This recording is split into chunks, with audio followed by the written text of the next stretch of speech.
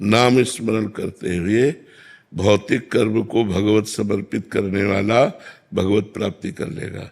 अगर नाम स्मरण नहीं है तो कर्म समर्पण से केवल भगवत स्मृति नहीं है ना, तो सांसारिक स्मृति बनी रही ना, तो फिर कर्म तो सांसारिक ही हुआ ना, वो बात है। स्मृति यस्य स्मरण मात्रेण जन्म संसार बंधनात् विमुच्यते नमस्तस्मै विष्णवे प्रभु विष्णवे। स्मरण भगवत प्राप्ति के लिए स्मरण की जरूरत है। अगर हमारी स्मृति संसार की है तो बंधन युक्त है, अगर हमारी स्मृति अंतःकरण से भगवत स्मृति हो रही, वो मोक्ष का स्वरूप है। मन ही बंधन और मोक्ष का कारण है। विषय चिंतन करने वाला मन बंधन का कारण है और भगवत चिंतन करने वाला मन मोक्ष का कारण है। यदि आपका चिंतन विषय चिंतन हो रहा है तो आप कुछ भी क्रियाएं करें, परिणाम में तो आपको बंधन प्राप्त होगा। अगर भगवत चिंतन हो रहा है और कर्म शास्त्रीय विधान के अनुसार हो रहे हैं तो भगवत प्राप्ति निश्चित है। फिर कर्म समर्पण से भगवत प्राप्ति हो जाएगी। नाम जब जरूर चाहिए। अगर भजन नहीं है तो बारी मथे तो होए बरु सिकता ते बरु तेल बिनु हरि भजन न भवतरी या सिद्धांत अपेल। ये अटल सिद्धांत है। अगर भगवान का भजन नहीं करोगे तो संसार समुद्र से पार नहीं हो पाओगे। भजन जरूरी है। सिद्ध महापुरुष भजन करते हैं, साधक की बात क्या। हरिशरणम सनकादि हर समय जपते रहते हैं। इसलिए भगवान नाम जब सब करो तभी कल्याण होगा। बिट्टू जी। राधे राधे महाराज जी, आपके चरणों में कोटि कोटि प्रणाम। महाराज जी, मेरा प्रश्न है कि कुछ वाणियां जी ऐसी हैं जिनका मैं व्याख्या नहीं पढ़ सकता, तो मैं चिदानंद को कैसे प्राप्त करूं जिससे वाणी जी की व्याख्या पढ़ने योग्य हो सकूं? नाम जब चिदानंद तत्व का ज्ञान करा देगा। जो राम राम नहीं बोल पाते थे, मरा मरा बोले ना, वो इतिहास की रचना कर दी संस्कृत से। भगवान की दिव्य लीलाओं को खुली आंख देखते हुए और उन्होंने रच दिया। नाम में इतनी बड़ी सामर्थ्य है। कौन सा चिदानंद तत्व है जो नाम के द्वारा अनभिज्ञता में रह जाए? नाम जब करो सब प्राप्त हो जाएगा।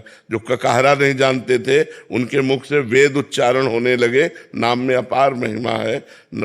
भले वो संस्कृत ना बोल पाए लेकिन उनकी बात देख लो, किसी न किसी श्लोक में लिखी मिलेगी। उनके अंदर से जो भाव निकलेगा वो शास्त्र में लिखा मिलेगा। जो भगवान नाम जप करते हैं, और चाहे जितने बड़े विद्वान हो, अगर भजन नहीं कर रहे हैं तो भाव तरने का बात नहीं होगी। नामात्मा प्रवचनेन लभ्या न मेधया न बहुना श्रुतेन। बहुत बढ़िया प्रवचन कर ले संस्कृत से और भजन ना हो तो उससे भगवत प्राप्ति थोड़ी हो जाएगी। बहुत प्रवचन सुन ले और भजन ना हो तो भगवत प्राप्ति हो जाएगी क्या? भगवत प्राप्ति उसे ही होती है जो डट के भजन करता है। चाहे प्रणव का जप करो, चाहे राम जप करो, चाहे कृष्ण जप करो, डट के करो। तभी हट के और डट के, भोगों से हट के और डट के भजन करो। अभी सब चिदानंद तत्व का ज्ञान हो जाए। ऐसे चिदानंद तत्व का ज्ञान थोड़ी हो जाएगा। खूब जप करो, भजन करो। शास्त्र बिल्कुल पढ़ना ना आता हो तो संत जनों के श्रीमुख से शास्त्र ही तो निकलते। सरल भाषा में संतों ने शास्त्रों के अर्थ का गान किया है, उसे श्रवण करो और भजन करो, बढ़िया काम बन जाएगा। राधे राधे महाराज जी। महाराज जी, आप कह रहे हैं कि आपका प्रश्न है कि ईर्ष्या करने वाला इतनी ईर्ष्या क्यों करता है? क्या ईर्ष्या में व्यक्ति किसी का इतना नुकसान भी कर सकता है? वो व्यक्ति दूसरे का जीवन पूरी तरह जो ईर्ष्या करता है वो दूसरे का नुकसान तो क्या कर पाएगा, उसका खुद नुकसान हो जाता है, उसका खुद पतन हो जाता है। उसे कोई दंड मिलेगा? और क्या, उसका खुद पतन हो जाता है। जो ईर्ष्या करता है, मत्सरता करता है, मत्सरत मेरे से आगे निकला जा रहा है, इस बात से जलता है, तो वो उसका नुकसान कर पाए न कर पाए, अपना नाश जरूर कर लेगा। ईर्ष्या करने वाला अपना पतन जरूर कर लेता है, अपना नाश कर लेता है। इस ईर्ष्या की वजह से मैं काफी परेशान हूँ। और आप ही नहीं परेशान हो, पूरा विश्व परेशान है। पूरा विश्व परेशान है। अपने घर में सुख पूर्वक रहने की व्यवस्था, लेकिन पड़ोसी के घर में ज्यादा है। तो हम अपने घर में रहते हुए भी जल रहे क्योंकि पड़ोसी के घर में ज्यादा है। हाँ, हमें अपने घर का सुख नहीं भोग रहे, हम पड़ोसी के घर के सुख का दुख भोग रहे। ये ईर्ष्या सबके दिमाग में है। कंचन तजना सहज है, सहज तिया का नेह, और मान बड़ाई ईर्ष्या दुर्लभ तजना है। ईर्ष्या बहुत बड़ी चीज है, इसको समन करना भगवान की कृपा से ही होता है। और ईर्ष्या जो करता है वो दूसरे का अहित करे या ना करे, अपना अहित जरूर कर लेता है, अपना पतन जरूर कर लेता है। हमें चाहिए नाम जप करते हुए दूसरे के द्वारा ईर्ष्या जो हमारे प्रति की जा रही, हम उसको क्षमा करें और उसका मंगल मनाएं। लाल बाहू शाह जी। श्री हरिवंश महाराज जी। महाराज जी, आप कह रहे हैं कि आपके गांव में श्री जी कृपा से सार्वजनिक मंदिर बनवा रहे हैं मिलके, तो महाराज जी उसमें महादेव जी के मंदिर, पार्वती जी के मंदिर, भैरव जी के मंदिर, राधा कृष्ण जी के मंदिर हैं। इसके लिए महाराज जी थोड़ा सा मार्गदर्शन चाहिए था कि कोई गलती ना हो जाए, तो हम किस बातों का ध्यान रखें, उनकी सेवा बाद में कैसे। हाँ, बस सबसे बड़ी समस्या ये है कि मंदिर बनवाना सहज है, लेकिन मंदिर के देवता की बराबर पूजा होती रहे ऐसी व्यवस्था करना कठिन है। बहुत से ऐसे मंदिर हैं जिनमें जल चढ़ाने वाला कोई नहीं। आज का समाज जो है, हमें लगता है पूरे गांव में 1 2 4 ऐसे निकल आवे जो जल चढ़ाने के लिए रोज नियम से जाते हो। नहीं तो अब नई जो जनरेशन है वो शंकर जी में सुबह 4 बजे जाके जल नहा के चढ़ाए, 9-10 बजे तक तो सोते हैं, तो सुबह जल।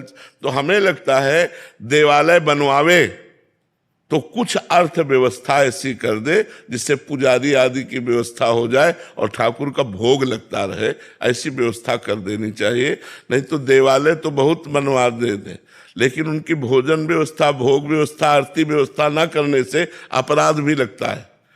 मान लो मंदिर है, अब जले नहीं चढ़ रहा, भोगे नहीं लग रहा, मंदिर हमने बनवा दिया तो अपराध बन रहा है ना। प्राण प्रतिष्ठा हुई, देवता विराजमान है, भगवान विराजमान है। विजया जी। श्री हरिवंश महाराज जी। महाराज जी, ऑफिस के काम का चिंतन होने से प्रभु का पूर्ण रूप से चिंतन या निरंतर भजन नहीं हो पाता, कहीं ना कहीं ये चिंतन भी बना रहता है कि बच्चों को भगवत प्राप्ति हो। महाराज जी, कैसे मैं इन दोनों बातों को मिटाकर श्यामा शाम की। देखो, सब शास्त्रों से सम्मानित और सब ऋषि मुनि और संत महात्माओं से प्रतिपादित हम आपको बात बताते हैं। हम ऑफिस गए, राधा अपना काम शुरू किया, फिर बीच में याद कर लिया राधा। काम पूरा हुआ 5 घंटे में, हाथ जोड़ा, हे प्रभु 5 घंटे में जो काम हुआ और आपका स्मरण हुआ, ये 5 घंटे आपको समर्पित करते हैं। आप ऐसा करके देखिए, ये भागवत धर्म है, कर्म समर्पण और भगवत स्मरण, इसी से सब काम हो जाएगा। कोई गृहस्थी में किसानी करता है, कोई व्यापार करता है, कोई ऑफिस जाता है, अपनी अपनी ड्यूटी दे रहे, और सबको देना चाहिए। देखो, अर्जुन जी कह रहे मैं सन्यास लेकर के भिक्षा मांग करके भजन करूंगा, युद्ध नहीं करूंगा, और भगवान कह रहे युद्ध करो। मामुनिस्मर युद्ध च, मेरा स्मरण करते हुए युद्ध करो, भगवान ऐसा कह रहे हैं। तो युद्ध माने अपने कर्तव्य का पालन। तुम जहां जो कुछ हो, तुम्हें जो पद मिला है, अपने कर्तव्य का पालन करो और नाम जप करो, यही पूजा है। इसी से भगवत प्राप्ति हो जाएगी, घबराने की जरूरत नहीं है। मान लो आप ऑफिस में बैठे, तो ऑफिस का जब काम कर रहे हैं उस समय नाम जप नहीं हो पाएगा, क्योंकि मन एकाग्रता से हम जब काम करेंगे तो नाम जप हम भूल जाएंगे। तो जब हमें अंगुली रुके, मान लो लैपटॉप से राधा, हम अगर 5 घंटे में 10 बार राधा राधा बोल लेते हैं और 5 घंटा समय भगवान को समर्पित कर देते, वो भगवत प्राप्ति के योग्य हो जाएगा, वो आपको भगवत प्राप्ति के मार्ग में चलाएगा। लेकिन स्मरण आवश्यक है। भगवान को प्रणाम करके अपने ऑफिस में बैठो, और भगवान को प्रणाम करके कर्म समर्पण करके ऑफिस से निकलो, पूजा ही हो गई आपकी।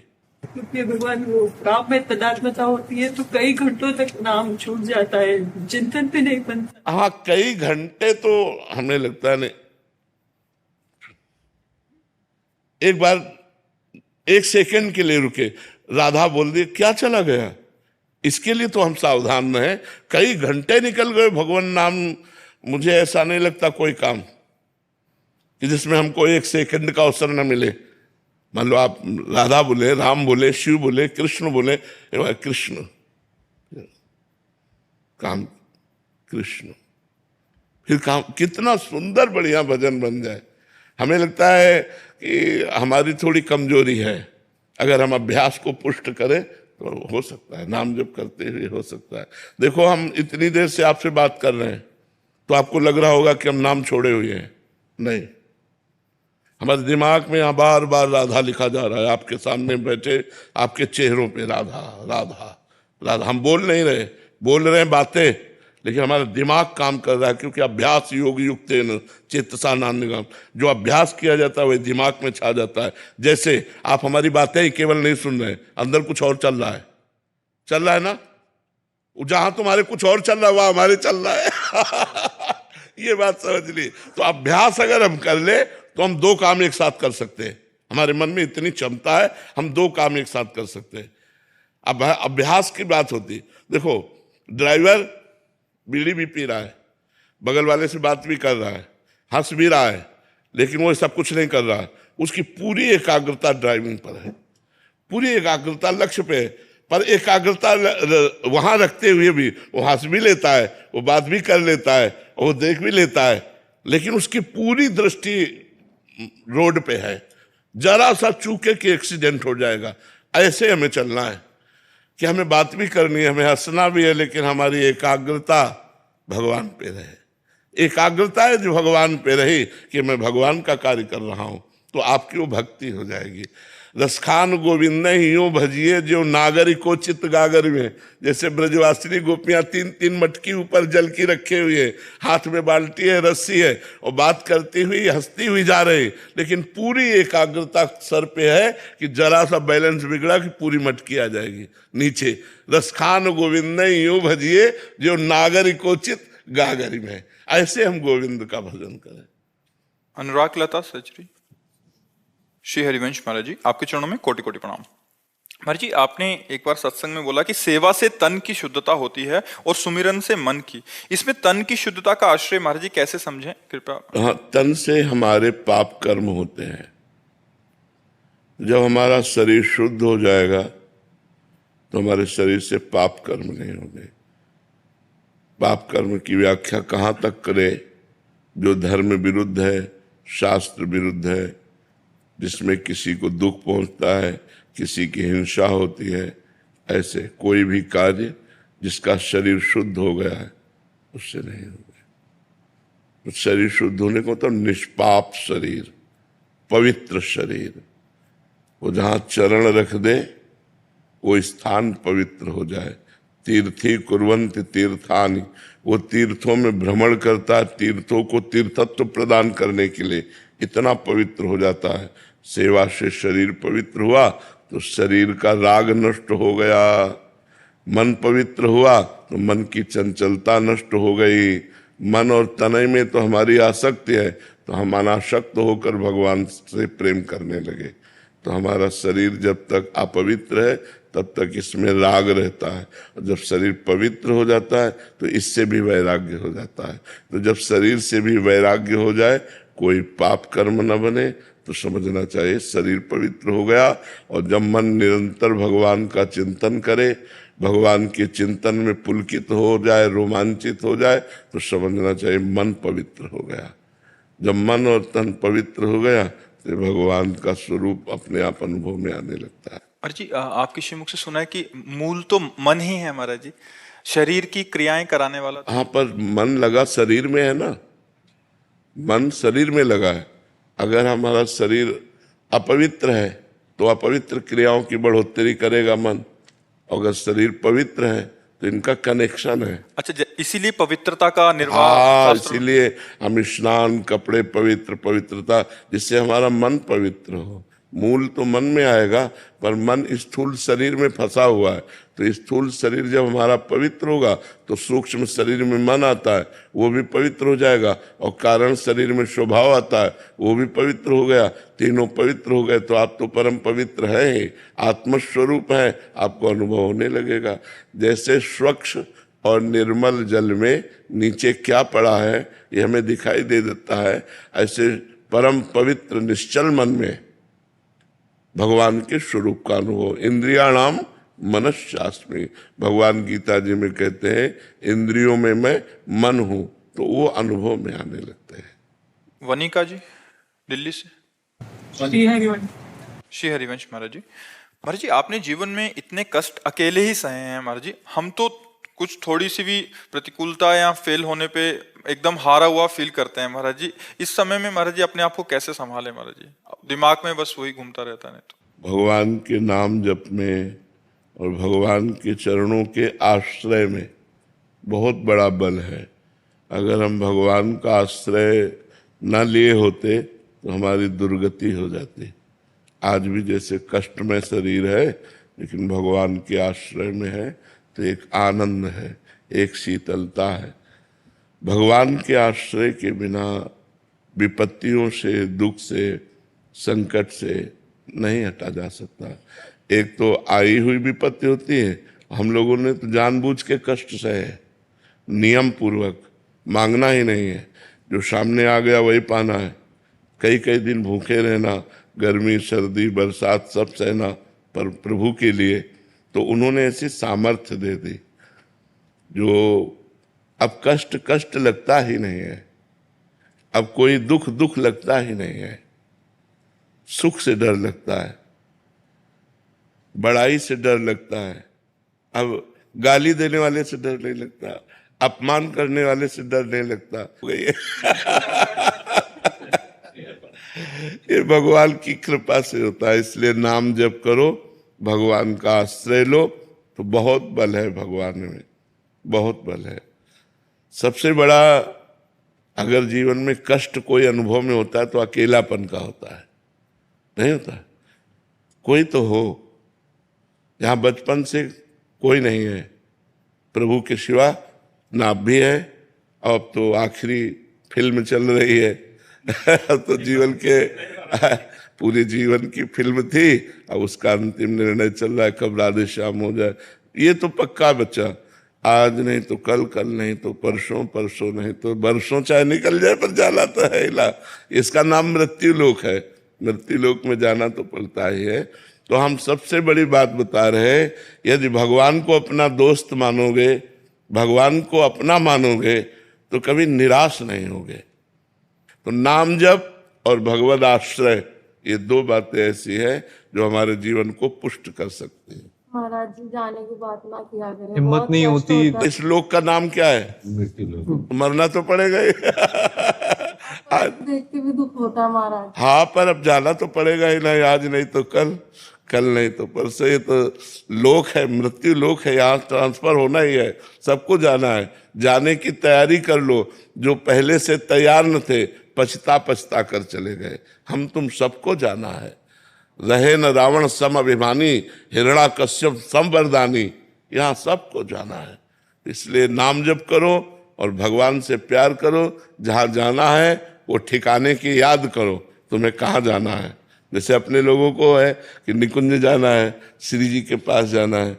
जब तक शरीर है उनका जस गा रहे हैं, शरीर छूटा अपने प्यारे के पास पहुंच गए, अपने घर पहुंच गए।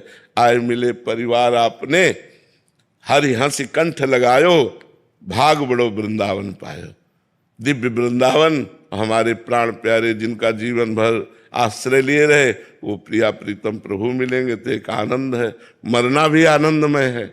मरने से सब जग डरा, मेरो मन आनंद, कब मरी हो कब भेटी हो पूर्ण परमानंद, कब अपने पूर्ण परमात्मा से मिलूंगा। महाराज चिंतन ही नहीं हो पाता कि आप चले जाओगे तो क्या होगा, चिंतन ही नहीं हो पाता। नहीं, वाणी रहेगी, शरीर तो भले ना रहे, वाणी तो रहेगी ना। प्रेमानंद की वाणी तो रहेगी ना, वाणी संभालेगी, वाणी संभालेगी। ये बोला जाता है कि हर युग में जो प्रभु अवतरण लेते हैं उनका एक कार्य सिद्धि होता है। अभी आपका कार्य सिद्धि पूर्ण नहीं हुआ। अभी हम लोग जैसे लोगों को उद्धार करता है प्रभु जी। अरे तो भगवान के ऊपर हो सकता है वो और जिला दे। उनकी वो पूर्ण नहीं हुआ प्रभु जी। अभी बहुत लोगों को आपको रास्ते दिलाना, हम लोग जैसे पतित आदमी को आपने सही मार्ग दिखाया है। अभी ऐसी बात ना करें। एक संत भगवान ने आपको बोला था कि 80 वर्ष तक कुछ नहीं होता आपको, तो महाराज जी हालत देख के लगती है। महाराज जी भी बहुत लोगों का आपने उद्धार करना है। हालत देख के लगता है ना। बड़ी उम्र के लोग नहीं, छोटे छोटे बच्चे, कॉलेज के बच्चे, सब आपको सुनते हैं और आप सबका मार्गदर्शन कर रहे हैं। भगवान की बड़ी कृपा है कि सब हमें प्यार करते हैं, हमारी बात मानने की चेष्टा करते हैं। इसलिए सबको धन्यवाद है, सबको प्रणाम है। सुरेश गौड़ जी। श्री हरिवंश महाराज जी। जी राधा वल्लभ श्री हरिवंश महाराज जी। महाराज जी, पूर्ण गुरु जो सत्मार्ग दिखावे, मोक्ष प्रदान करावे, यदि किसी को न मिल पाए तो क्या वो भगवान को गुरु माने। भगवान को गुरु माने। क्या मानिए आपको, आप जैसे संत महात्माओं को गुरु नहीं माना जा सकता है अगर पूर्ण गुरु नहीं मिल पा रहा है उसको, किसी को? भगवान को गुरु मानना चाहिए, व्यक्ति को गुरु नहीं मानना चाहिए। गुरु को भगवान मानना चाहिए और भगवान को गुरु मानना चाहिए। गुरु साक्षात परब्रह्म तस्मै श्री गुरुवे नमः। अगर व्यक्ति दिखाई दे तो गुरु नहीं बनाना चाहिए, अगर साक्षात परब्रह्म परमात्मा दिखाई दे तो गुरु मान लेना चाहिए।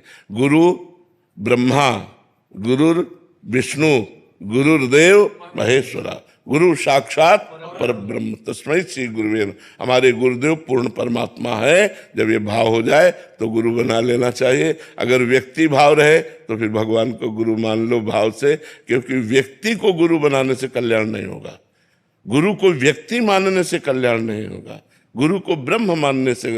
वैसे सर्वम खल्विदम ब्रह्म, सब भगवान के ही स्वरूप है, लेकिन गुरु साक्षात परब्रह्म गुरु तो साक्षात परब्रह्म स्वरूप। गुरु और भगवान में भेद दृष्टि रखना ये अज्ञानता की दृष्टि है। लेकिन हम कहते हैं जब तक ये अज्ञानता बनी रहे तो वंदे कृष्णम जगत गुरु, भगवान को गुरु बनाकर नाम जप करना चाहिए। आशीष जी। श्री हरिवंश महाराज जी, सारे पाप आचरण आपकी कृपा बल से छोड़ दिए हैं 1.5 साल पहले से। प्याज, लहसुन, मांस, मदिरा, मतलब सभी। महाराज जी, आपने एक सत्संग में कहा था कि मैं अगर मर भी जाऊं तो मेरे वचनों पर आजीवन चलना, किसी की गुलामी का शिकार मत होना, एकमात्र श्री जी की गुलामी को ही स्वीकार करना। महाराज जी, उस दिन से दिल को कोई निचोड़ रहा है, मतलब जैसे कोई भीगे कपड़े को निचोड़ा करे। तब से बहुत विचलित हूँ महाराज जी, किसी बात में मन नहीं लग रहा, विकलता से। महाराज जी, इस विकलता को शांत करें। किस बात की विकलता? कि शरीर, मतलब सिर्फ मम्मी पापा की बात, आपकी वचनों पर उन्होंने भी राजी है। बस आप ये जो आप जाने की बात, अभी तक आपसे मतलब मिलन हुई हो वो बात नहीं हुई जो होनी चाहिए। हमारे नाम दे दीजिए, हमें स्वीकार कर दीजिए। ये संसार से बस घोर वैराग्य हो जाए और आपकी इसी चरणों में बस अखंड भक्ति और अखंड, हमें और कुछ ना चाहिए। आप नाम जप करो, नाम जप। हम आपको एक आंतरिक बात बता दें, यदि आप हमारी बात मानोगे, हम कोई मतलब सिद्धि या चमत्कार की बात नहीं कहते, तो तुम्हारे खोपड़ी में प्रेमानंद बैठा मिलेगा। ये तुम देख लेना, तुम्हें लगेगा कि हमारे माइंड पे वो बैठे हुए हैं और वो मुझे चला रहे हैं, क्योंकि ये जीवन भगवान को समर्पित जीवन है। मतलब किंचन मात्र इस जीवन में अपना अस्तित्व नहीं है। भगवान बुलवा रहे हैं, पढ़े लिखे नहीं है, भगवान चला रहे हैं, हमारी किडनी फेल है। मतलब अपना अस्तित्व, मनुष्यत्व का अस्तित्व नहीं है, ये केवल भागवतिक प्रभाव से चल रहा है। तो अगर आप हमारी बात मानोगे तो आपको दिखाई देगा माइंड में ही वो बैठे हुए चला रहे हैं। बाहर की तो बात जाने दो, माइंड में बैठे हुए वो चला रहे हैं, हमारे दिमाग में वो बैठ चुके हैं। जो बाबा ने ये बोला है, बाबा ने ये बोला है, बाबा ने कहा ऐसे चलना है, ये माइंड में बैठना होता है। तो माइंड में बैठ करके ही तुम्हें भगवत प्राप्ति करा देंगे। अमित आहूजा जी। राधे राधे महाराज जी। महाराज जी, क्या भाग्य हमारे जीवन को नियंत्रित करता है या हमारे प्रयास और प्रार्थना हमारे जीवन को बदल सकती है? नहीं, भाग्य नियंत्रित करता है। कब तक? जब तक हमारा प्रयास आध्यात्मिक नहीं होता। आध्यात्मिक प्रयास होने पर भी भाग्य अपना प्रभाव दिखाता रहता है, लेकिन वो हमको परास्त नहीं कर सकता। आध्यात्मिक उन्नति होने पर हम अपने नए प्रारब्ध की रचना कर सकते हैं, नए भाग्य की रचना कर सकते हैं, लेकिन वो केवल आध्यात्मिक प्रयास से ही होगा, भौतिक प्रयास से नहीं। भौतिक प्रयास की सफलता और असफलता ये पूर्व भाग्य पर आधारित है। हानि लाभ जीवन मरण जस अपजस विधि हाथ, विधि माने विधाता के हाथ में जो तुम्हारे कर्मों के अनुसार विधान रख दिया गया है। अब उसको भोगते हुए हम नए जीवन को, हाँ, तो हम उस आध्यात्मिक मार्ग से ही चल सकते हैं, तब हम प्रकाशित कर सकते हैं नए जीवन को। नहीं तो वो कर्म के आधार पर भाग्य पर ही निर्धारित रहेगा, वो स्वयं में इतना प्रबल नहीं है। स्वयं में प्रबलता पुरुषार्थ अध्यात्म की, भजन की, तपस्या की, व्रत की, नियम की, तीर्थयाटन की, इनको जो हम करते हैं तो हम अपने भाग्य का परिवर्तन कर सकते हैं। आगामी, वर्तमान को नहीं, आगामी भाग्य का परिवर्तन। महाराज, कर्म से भाग्य बनते हैं या भाग्य से कर्म? कर्म से भाग्य बनता है और भाग्य से उसका फल मिलता है, सुख या दुख। कर्म से हमारा भाग्य बनता है और भाग्य के परिणाम में सुख या दुख मिलता है। तो हमें नवीन कर्म जो आप करें वो सुख दुख दोनों से परे होने चाहिए। वो है भगवान का भजन जो परमानंद प्रदान करता है, सुख दुख से परे है। तो नाम जप करो और सारे कर्म भगवान को समर्पित कर दो, अभी जीवन आनंदमय हो जाएगा। ये भी होता है कभी आगे जब कर्म कर रहे हैं तो आगे का जन्म पता नहीं कहाँ जाएंगे। हाँ बिल्कुल बिल्कुल, सुअर कुत्ता भी बन सकते हैं, चिड़िया पक्षी भी बन सकते हैं, देवता भी बन सकते हैं, मनुष्य भी बन सकते हैं, कर्म के अनुसार। हाँ, जैसा हम कर्म करें, कोई निर्णय नहीं, कोई निर्णय नहीं। इसीलिए तो खूब नाम जप करना चाहिए। तो नाम जप बचा लेगा, नाम जप आपको आगे उन्नति प्रदान करेगा। महाराज जी, माला से ना कर सके तो क्या हर पल हम नाम लेते रहे उसका भी उतना ही प्रभाव पड़ेगा जितना माला लेके करने से? माला तो एक निमित्त मात्र है, माला है जैसे और भी साधन है, ये एक निमित्त है। हमें भजन कराने में इनका बहुत बड़ा योगदान होता है। जैसे हमने देखा कि आज 40,000 हुए नाम जप, अब कल जब 30,000 में हम रोकेंगे तो हमें जलन होगी कि 10,000 का हमारा घाटा हो रहा है, यार कैसे पूरा करें 10,000 तो पूरा। अगर हम गिने ना होते तो ये प्रक्रिया ना होती। तो हमें लगता है गिनने से हमें ज्यादा लाभ मिलता है कि आज हमने 50,000 किए, चलो कल 40,000 किए थे, आज 50। अब 50,000 से नीचे उतरने में आपको अच्छा नहीं लगेगा। तो मुझे लगता है नए साधक को गिनकर करना चाहिए, माला से, काउंटर से, जैसे भी बने, तो उससे हमारी रुचि बनती है, वैसी संख्या बनती है। अब ऐसे हमारा घंटा भर मन लगा और कभी बिल्कुल ना लगा तो फिर वो ठीक नहीं रहेगा। एक नियत संख्या से जब किया जाता है तो हमारी भजन में प्रवृत्ति होने लगती है। अब जैसे आप रोज 50,000 नाम जप करो तो 50,000 का तो अभ्यास हो गया, और 10-5,000 आप इस तरह में घसीट सकते हो, तो धीरे धीरे हम भजन वृत्ति बढ़ा सकते हैं। तो ऐसे हमें पता ही नहीं चला कितना जप हुआ।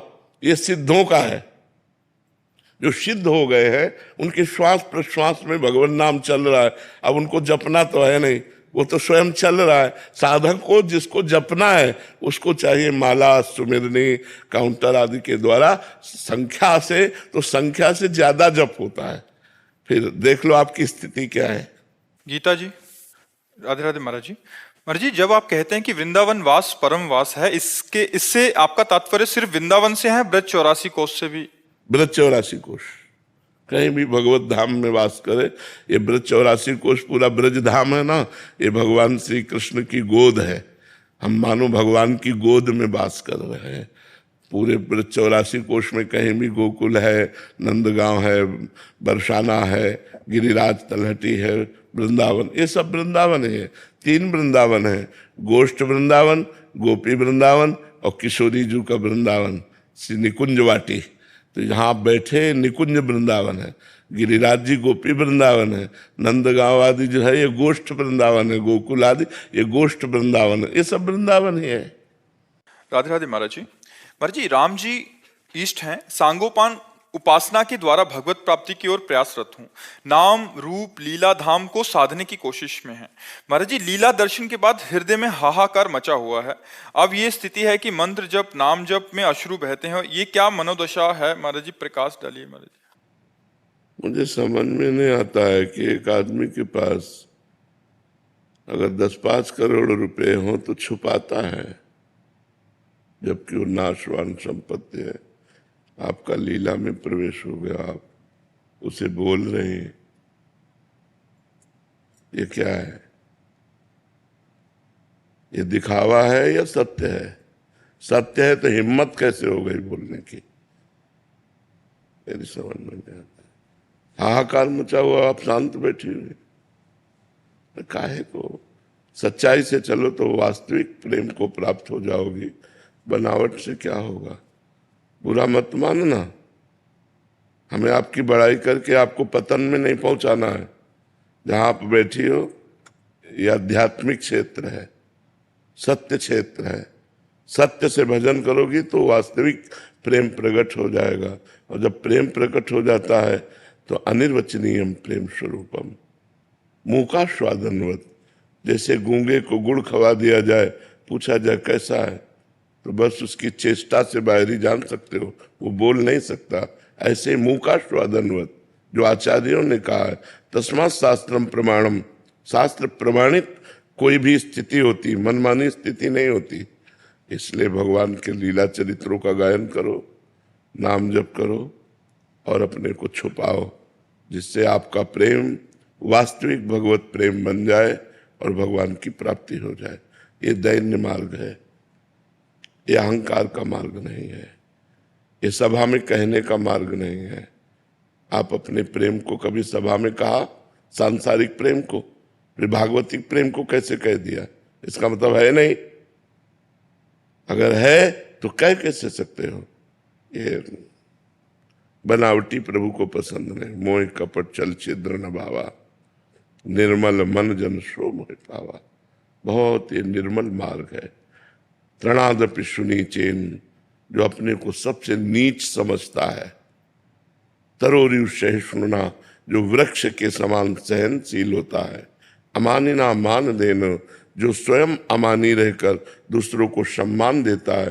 कीर्तनिया सदा हरि, वो भगवान का भजन करने वाला होता है। अभी चलो, किसी से कहो मत, चुपचाप चलो। बस आपके सामने ही, हाँ, फिर भी नहीं, बाकी कहीं नहीं करते। शांत और खूब नाम जप करो भगवान का। और इतना समझ लो कि विरह में जो सुख है वो ब्रह्मा को परमेष्ठी पद में सुख नहीं है। फिर जो भगवान के मिलन में सुख है, उस सुख का तो वर्णन ही नहीं किया जा सकता। इसलिए नाम जप करो, लीला गायन करो, लीला श्रवण करो और अपने भाव को गुप्त रखो। जी। लवदीप सिंह जी, राधा वल्लभ श्री हरिवंश। श्री हरिवंश महाराज जी। महाराज जी, लगभग 2 वर्ष पूर्व से आपका सत्संग और एकांतिक वार्तालाप से प्रेरणा लेकर राम नाम का जप प्रारंभ किया है महाराज जी। आपकी बहुत कृपा है महाराज जी। आपके एक सत्संग में सुना था कि महाराज जी आपने अपने समीप रहने वाले संतों को हमारे बच्चे कहकर संबोधित किया था। गुरुदेव, हम जैसे ग्रस्त भी आपके चरणों की शरण में यही प्रार्थना करते हैं कि हम भी आपकी संतान हैं। देखो, दुर्वासा जी परम पवित्र महान तपस्वी, दूब का रस पीकर तपस्या करने वाले हैं। भगवान के विरक्त तपस्वी है। अम्बरीश जी गृहस्थ है, तपस्वी नहीं है, भगवान के प्रेमी भक्त हैं। तो जब भगवान की सभा में, जैसे भक्तों की सभा में भगवान का जस होता है, भगवान की महिमा गाई जाती है, ऐसे भगवान की जब सभा लगती है तो भक्तों की महिमा गाई जाती है। तो ये हुआ कि इस समय मृत्यु लोक में सबसे महान भक्त कौन? तो देवर्षि नारद जी ने कहा, इस समय आपके परम पावन भक्तों में वैसे सब महान ही है, पर सर्वश्रेष्ठ अम्बरीश जी हैं। तो वहां दुर्वासा जी भी बैठे हुए थे। तुम्हारे प्रश्न का ही उत्तर है। दुर्वासा जी को हृदय में जलन हुई कि दूब का रस पीकर तप करता हूं भगवान के लिए, वलकल की लंगोटी लगाता हूं और उसके पास रानियां हैं, राज वैभव है, वो मेरे से बढ़कर मेरा नाम नहीं लिया गया, अम्बरीश जी का नाम लिया गया। मैं जाकर उसकी परीक्षा लूंगा। तो अम्बरीश जी एकादशी का व्रत रहकर द्वादशी को पारायण करते थे, निर्जला रहते थे। पहुंच गए द्वादशी के दिन। तो गृहस्थ का धर्म है या भगवत भक्त का धर्म है, आए हुए संत को तुरंत स्वागत करके अतिथि के लिए निमंत्रण करना, आतिथ्य निमंत्रण करना। तो उन्होंने स्वागत किया, महाराज प्रसाद अभी तैयार करेंगे आप बाहर। तो उन्होंने कहा, हम यमुना स्नान करके आते हैं, आप तैयार करो। और ध्यानस्थ होकर बैठ गए कि द्वादशी का पारण इसका ये करेगा जरूर। अब वो तो ध्यानस्थ बैठे, आए ही नहीं। तो उन्होंने संतों और विद्वानों से पूछा कि हमारा व्रत भी भंग ना हो, नियम भी भंग ना हो और संत का आदर हो जाए। तो उन्होंने कहा, भगवान का चरणामृत पान करने से, क्योंकि आप निर्जला हो तो पारायण भी हो जाता है और चरणामृत कोई भोजन में नहीं आता, इसलिए अतिथि का अपमान में नहीं होगा। तो उन्होंने भगवान का चरणामृत पिया। जे ही पिया सुनो सुन, वो तो ध्यानस्थ इसी बात के लिए बैठे थे। आए और उन्होंने कहा, पाखंड करता है, अपने को बड़ा भक्त समझता है, मेरे जैसे ऋषि का निमंत्रण करके तूने पहले कैसे पा लिया? एक जटा उखाड़ी पटक दिया, वो कृत्या, भयानक कृत्या प्रकट हुई। भगवान का सुदर्शन चक्र अपने आप प्रकट हो गया और कृत्या को भस्म किया और दुर्वासा को दौड़ाया। पूरे त्रिभुवन में दौड़े, ब्रह्मलोक गए। ब्रह्मा जी ने सुदर्शन जी को नमस्कार किया क्योंकि भगवान के परम पावन अस्त्र हैं, और दुर्वासा जी से कहा कि मेरी सामर्थ्य नहीं कि मैं रोक सकूं। भगवान शंकर के पास गए, उनका मेरी सामर्थ्य नहीं, हरि के पास जाओ। जब हरि के पास गए, तुम्हारे प्रश्न का उत्तर दे रहा हूं, भगवान ने कहा ये मेरा सुदर्शन है पर इस समय नहीं रुकेगा, ये रुकेगा अम्बरीश जी के कहने से। अहम भक्त पराधीनो, समझना है, तुम्हारे प्रश्न का उत्तर है। अहम भक्त पराधीनो असुतंत्र इव द्विज। ऐ ब्रह्मर्षि, मैं अपने भक्त के पराधीन हूं। तो आप समझ पा रहे हैं, वो भी तपस्वी है, उनको ब्रह्मर्षि कह के संबोधन किया क्योंकि उनको तपस्या में लगन है, भगवान में प्रधानता नहीं, प्रधान तपस्या। और अम्बरीश जी में तपस्या नहीं, सीधे भगवान। सावई मना कृष्ण पदार विंदयो। आपका कुछ अस्तित्व है, आपके कोई अपने हैं। इन्होंने सब अपनेपन का त्याग करके, अस्तित्व अपना मिटा करके, हम कह दे खड़े रहो तो खड़े रहो, हम कहें बैठ जाओ बैठ जाओ, हम कहें भोजन पालो पालो, नहीं पाना नहीं पाओ, तो इनके लिए निकलेगा ये हमारे बच्चे हैं। क्योंकि आपके लिए, आप हमारी कुछ आज्ञा पे चल सकते हैं, संपूर्ण आज्ञा पर नहीं। स्वीकार करते हैं बात? क्योंकि आप भी केवल ये नहीं कह सकते मेरे महाराज जी हैं, और ये बोल सकते हैं केवल मेरे महाराज जी हैं, क्योंकि इनके कोई नहीं है। माता पिता परिवार संपत्ति घर सब है, लेकिन इनके कोई नहीं है। ये कह सकते हैं केवल मेरे महाराज जी, और हम कह सकते हैं केवल मेरे बच्चे। आप समझ पा रहे ना? इस कारण से ऐसा, हम आपको, हमारे ही बच्चे सब हो, पर हम ये नहीं कह सकते कि आप सिर्फ मेरे हो। जैसे मीरा जी कह रहे, मेरे तो गिरधर गोपाल दूसरों न कोई, जाके सिर मोर मुकुट मेरो पति सोई। हम ये जरूर कह सकते हैं कि हमारे भी ठाकुर जी हैं, लेकिन दूसरों न कोई इतनी हिम्मत नहीं है कि ये शब्द हम बोल दें। ये होगा तो झूठ होगा, नहीं होगा। यहां तक कि अपने मीरा शरीर को भी मीरा जी स्वीकार नहीं करती, क्योंकि हलाहल जहर दिया गया, उसे पी लिया। गिरधर का चरणामृत, तो दासी कहती नहीं इसमें जहर मिला हुआ है, उनका नहीं, गिरधर का चरणामृत, कुछ नहीं हुआ। तो शरीर की भी परवाह नहीं, दूसरों न कोई। तो ये भेद है।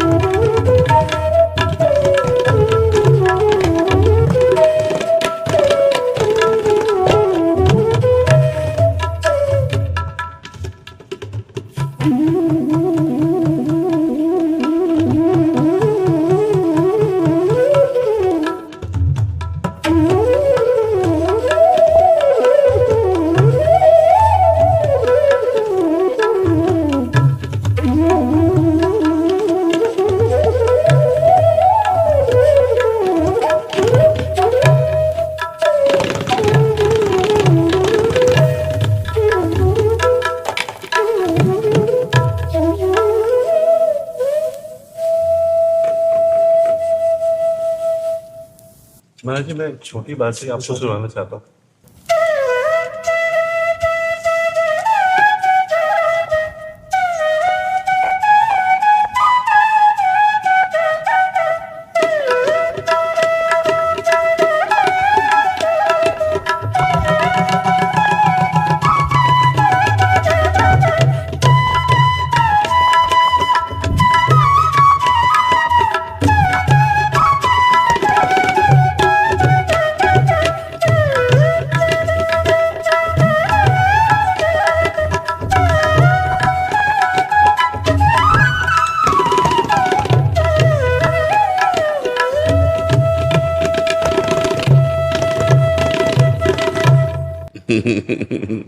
जय जय श्री राम, जय जय श्री राम।